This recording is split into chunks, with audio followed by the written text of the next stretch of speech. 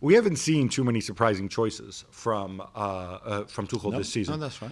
And when I look at this, I don't really have an issue with, obviously they were much better with Chilwell, but I don't really have an issue with him starting Alonso. I understand why he was there. You have an extra, more of an aerial threat, and you're playing a back three.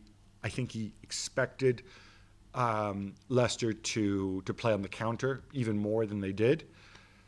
What I would question, though, and again, is our pal Timo Werner, because the way they were set up in that front three, and that's always a wild card, right? Mount is always there. Two of those three always change. And I get Timo Werner's pace, but at some point, I mean, I don't need to see Timo Werner on Tuesday. I honestly, if I was a Chelsea fan, I would go Havertz and Pulisic, or Havertz and Ziyech, depending how you want to line up. I'd even go Havertz and Giroud if you want to give him a completely different look. Yeah. But there's an issue here, right?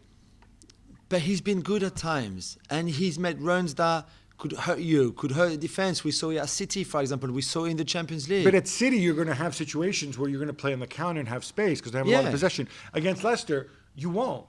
Against Leicester, and I know he's good in tight spaces and he's got the quickness and the acceleration.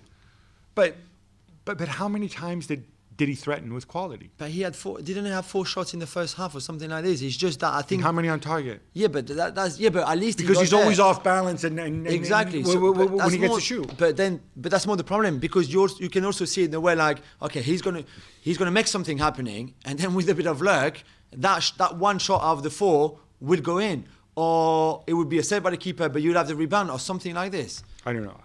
Hindsight's 20/20. Yeah, of course. What about Tammy Abraham? Do you have an issue with him disappearing? Simply with Tuchel simply not playing him. He's Chelsea's. He played him in the FA Cup and he scored a lot. Against Barnsley and whoever they played before. But I suspect there's something more going on, whether it's a contractual issue or whatever. Because I don't think you can go into this summer, knowing or maybe they've decided they're going to keep Giroud, give him another year. I don't know. Have they? No, not as far as we know. Not right? so far, no. But you're in a situation where you need to bring in a big striker next season, right? Even if you decide Havertz is my center forward, and I think that would be a good option, but you still need another striker, right? Yeah, definitely.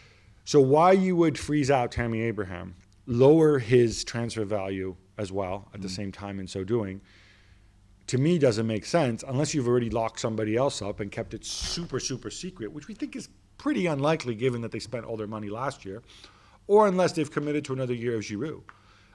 Otherwise, I don't know. I mean, did he pour super glue in Tuchel's underwear or something when he came out of the shower? I don't know. Is it something to do with pressing? He thinks that. I don't know. I really don't know. I actually think Tammy Abraham is a very bright guy, and he has the intensity and energy to press in most systems. So for me, that's a mystery. What I wonder, though, is how are we going to view Tuchel because he was brought in to finish top 4. Once they decided that Frank Lampard wasn't going to finish top 4, he's done so well. They've been so stingy defensively. Obviously, he's in the Champions League final. And obviously, let's never forget, that's another route. Of course. City may be favourites, but that's another route to getting back in the Champions League. But how do we say, assuming they lose the Champions League final, which is a big assumption, and assuming they don't finish top 4, all that needs to happen for that, I think, is actually, provided games go as expected, is they lose to Leicester. Yeah. If that happens, do we reassess Tuchel a little bit? He would have to be disappointed, and I think he will be as well, and so will the club. But surely everyone can see the difference with Chelsea and the Lampard. And again, it's not. That doesn't mean that Lampard will not be a great manager in the future. It's just I'm not sure. No. I'm not asking was it right to replace Lampard with Tuchel. I think everybody agrees. In the sense that you see. Do you start asking questions about Tuchel's so. ability to make big calls in big games? Because against Arsenal, he said League semi-final. Okay, the Arsenal game is a freak result in a game that you can play another 9 times and you win the other 9 times. So you're on board with Tuchel when he says that? Yeah, I think because Arteta was all crowing afterwards about how brilliant they were and okay. No, but they defended well. But it's a game that they scored a goal. They could have easily lost 3-0. Yeah. Okay. And that FA Cup final, Tuchel said that they were unlucky at the end. I'm not sure how much luck came into it. Chilwell is offside. It's a matter of centimeters, but he's offside. I mean, maybe It's the Schmeichel save, you can say like the one on the Mount kind volley, of slightly superhuman, right? Yeah, the one on Mount volley, more than the header, but the one on Mount is incredible.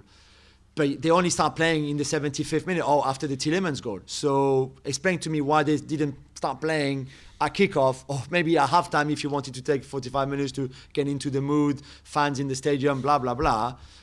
So what do you expect if you only played 15 minutes in a game?